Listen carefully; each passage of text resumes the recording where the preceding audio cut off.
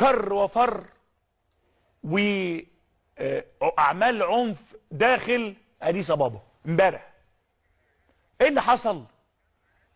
تم اغتيال شاب يوصف بانه ايقونة الشباب الاثيوبي من قبيلة الاورومو.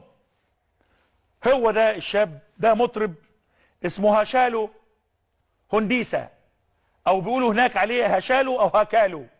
هو هذا الشاب عنده 34 سنة، هو معشوق الشباب في اثيوبيا. امبارح تم قتله. هو من قبيلة الاورومو اللي منها ابي احمد بالمناسبة، يعني القبيلة دي منها ابي احمد. هذا الرجل اللي هو شاب او اللي ماسك المايك بيغني ده اسمه هاشالو او هاكالو، ده تم اغتياله امبارح. ودلوقتي الشباب عامل ثورة في كل انحاء اثيوبيا تعاطفا وغضبا لمقتل هذا الشاب المطرب اللي بيسموه ايقونة الشباب في اثيوبيا.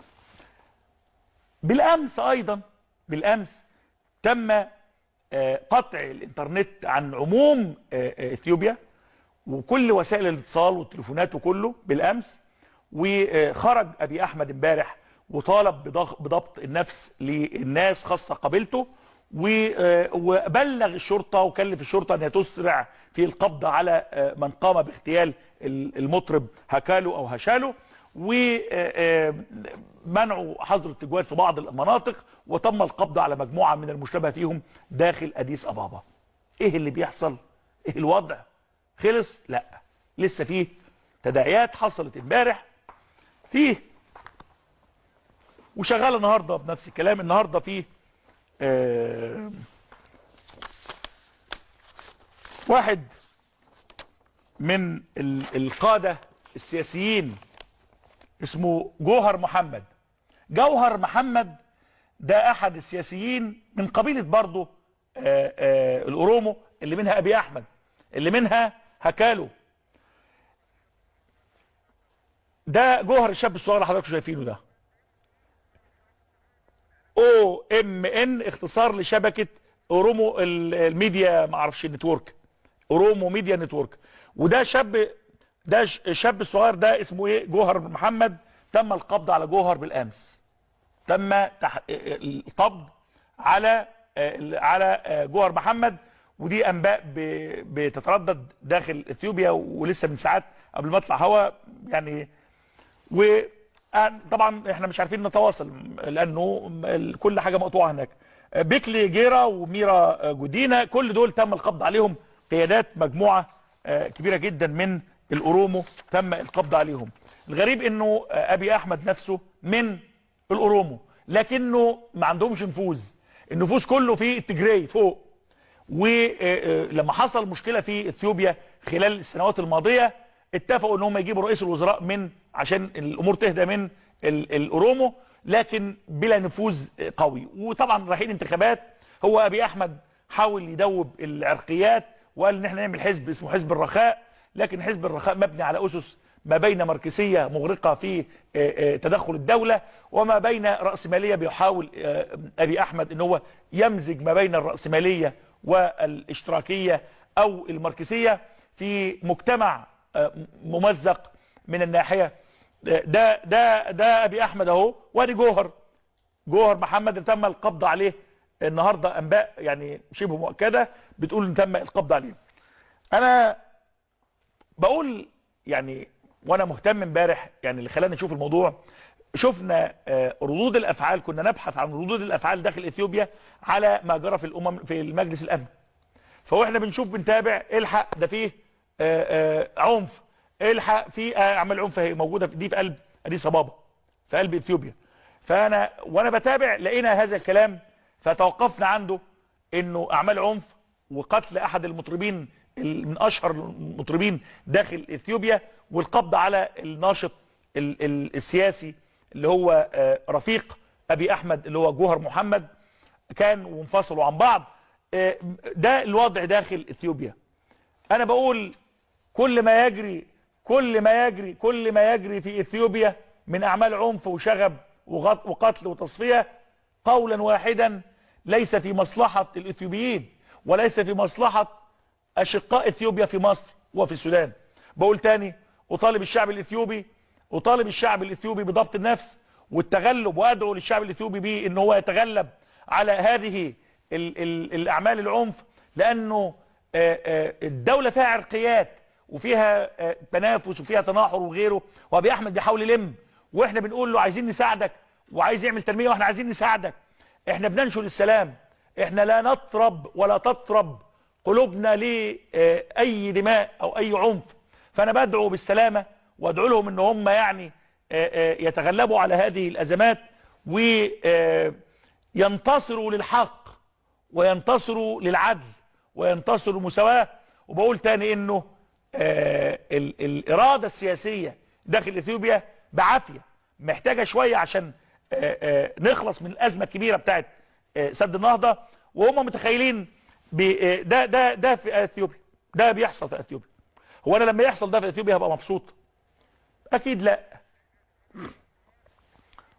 رغم حالة العناد ورغم الا انه احنا بننشد الخير لكل الشعوب.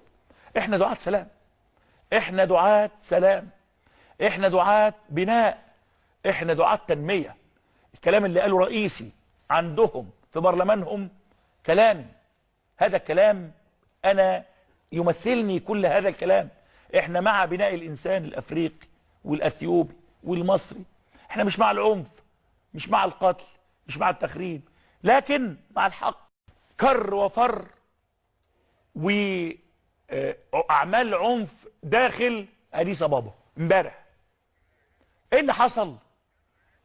تم اغتيال شاب يوصف بانه ايقونة الشباب الاثيوبي من قبيلة الأورومو.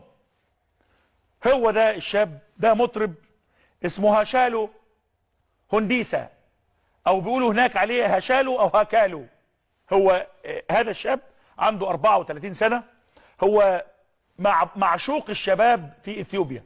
امبارح تم قتله. هو من قبيلة الأورومو اللي منها ابي احمد بالمناسبة، يعني القبيلة دي منها ابي احمد. هذا الرجل اللي هو شاب او اللي ماسك المايك بيغني، ده اسمه هاشالو او هاكالو، ده تم اغتياله امبارح. ودلوقتي الشباب عامل ثورة في كل انحاء اثيوبيا تعاطفا وغضبا لمقتل هذا الشاب المطرب اللي بيسموه ايقونة الشباب في اثيوبيا. بالامس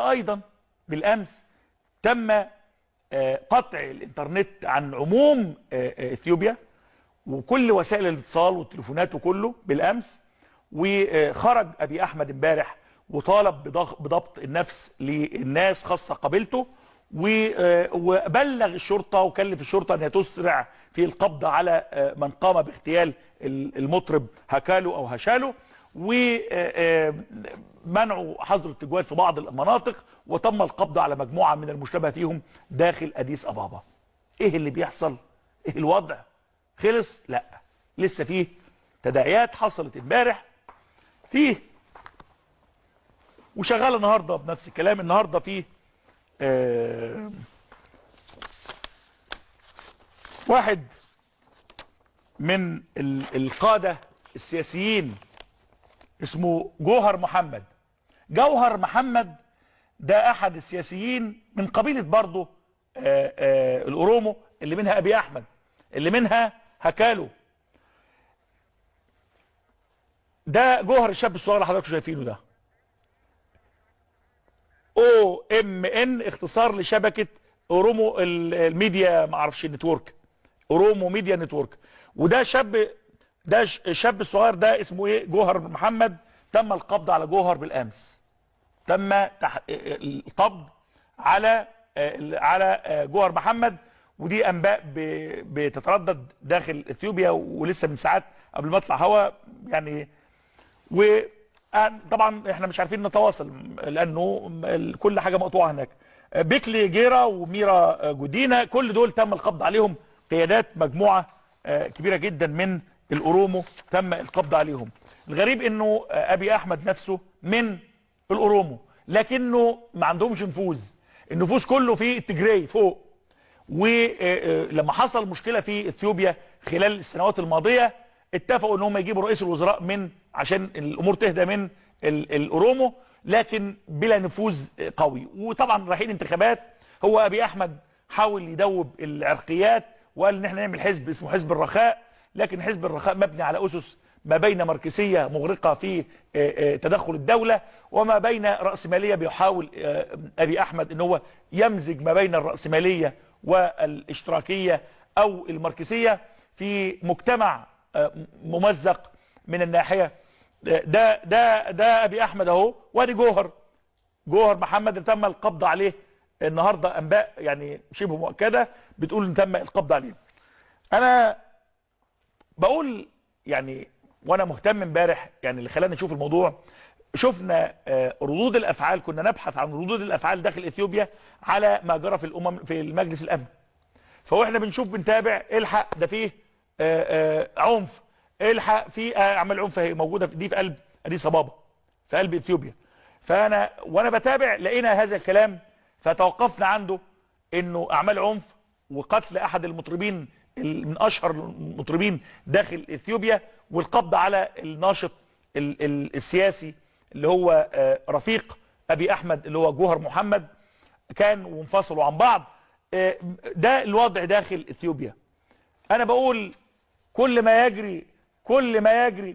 يجري في اثيوبيا من اعمال عنف وشغب وقتل وتصفيه، قولا واحدا ليس في مصلحه الاثيوبيين، وليس في مصلحه اشقاء اثيوبيا في مصر وفي السودان. بقول تاني، اطالب الشعب الاثيوبي بضبط النفس والتغلب، وادعو للشعب الاثيوبي بان هو يتغلب على هذه الاعمال العنف، لانه الدوله فيها عرقيات وفيها تنافس وفيها تناحر وغيره، وابي احمد بيحاول يلم، واحنا بنقول له عايزين نساعدك وعايز يعمل تنميه واحنا عايزين نساعدك. احنا بننشر السلام، احنا لا نطرب ولا تطرب قلوبنا لاي دماء او اي عنف. فانا بدعو بالسلامه وادعو لهم ان هم يعني يتغلبوا على هذه الازمات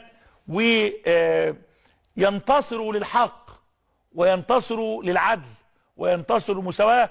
وبقول تاني انه الاراده السياسيه داخل اثيوبيا بعافيه، محتاجه شويه عشان نخلص من الازمه الكبيره بتاعت سد النهضه، وهم متخيلين ده في اثيوبيا، ده بيحصل في اثيوبيا. هو انا لما يحصل ده في اثيوبيا هبقى مبسوط؟ اكيد لا. رغم حاله العناد ورغم الا انه احنا بننشد الخير لكل الشعوب. احنا دعاة سلام، احنا دعاة بناء، احنا دعاة تنميه. الكلام اللي قاله رئيسي عندهم في برلمانهم كلامي، هذا الكلام انا يمثلني كل هذا الكلام. احنا مع بناء الانسان الافريقي والاثيوبي والمصري، احنا مش مع العنف، مش مع القتل، مش مع التخريب، لكن مع الحق.